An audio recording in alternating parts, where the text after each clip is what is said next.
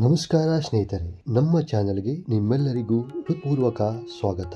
ಇಂದಿನ ವಿಡಿಯೋದಲ್ಲಿ ಕರ್ನಾಟಕದ ಅತ್ಯಂತ ಪ್ರಸಿದ್ಧ ಹಾಗೂ ಪವಿತ್ರ ಯಾತ್ರಾ ಕ್ಷೇತ್ರಗಳಲ್ಲಿ ಒಂದಾದ ಕುಕ್ಕೆ ಶ್ರೀ ಸುಬ್ರಹ್ಮಣ್ಯ ದೇವಸ್ಥಾನದ ಇತಿಹಾಸ, ಪೌರಾಣಿಕ ಮಹತ್ವ ಮತ್ತು ವಿಶೇಷತೆಗಳ ಬಗ್ಗೆ ತಿಳಿದುಕೊಳ್ಳೋಣ. ಕುಕ್ಕೆ ಶ್ರೀ ಸುಬ್ರಹ್ಮಣ್ಯ ದೇವಸ್ಥಾನವು ಕರ್ನಾಟಕದ ದಕ್ಷಿಣ ಕನ್ನಡ ಜಿಲ್ಲೆಯ ಸುಳ್ಯ ತಾಲೂಕಿನ ಕುಕ್ಕೆ ಸುಬ್ರಹ್ಮಣ್ಯ ಗ್ರಾಮದಲ್ಲಿ ನೆಲೆಗೊಂಡಿದೆ. ಪಶ್ಚಿಮ ಘಟ್ಟಗಳ ಹಸಿರು ಬೆಟ್ಟಗಳು, ದಟ್ಟ ಅರಣ್ಯಗಳು ಮತ್ತು ಪವಿತ್ರ ಕುಮಾರಧಾರಾ ನದಿಯ ತಟದಲ್ಲಿರುವ ಈ ಕ್ಷೇತ್ರವು ಪ್ರಕೃತಿ ಸೌಂದರ್ಯ ಹಾಗೂ ಆಧ್ಯಾತ್ಮಿಕತೆಯ ಸಂಗಮವಾಗಿದೆ. ಪೌರಾಣಿಕ ಮಹತ್ವ.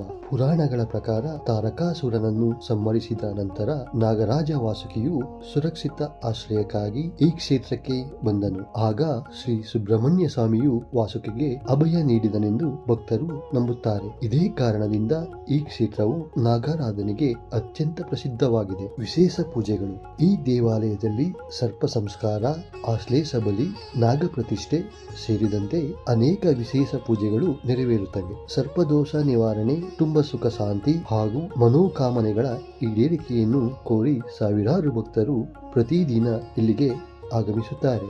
ಕುಮಾರಧಾರಾ ನದಿಯ ಮಹತ್ವ.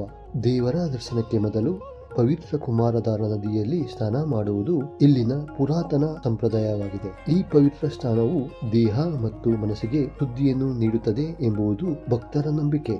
ಪ್ರಕೃತಿ ಮತ್ತು ಸೌಂದರ್ಯ.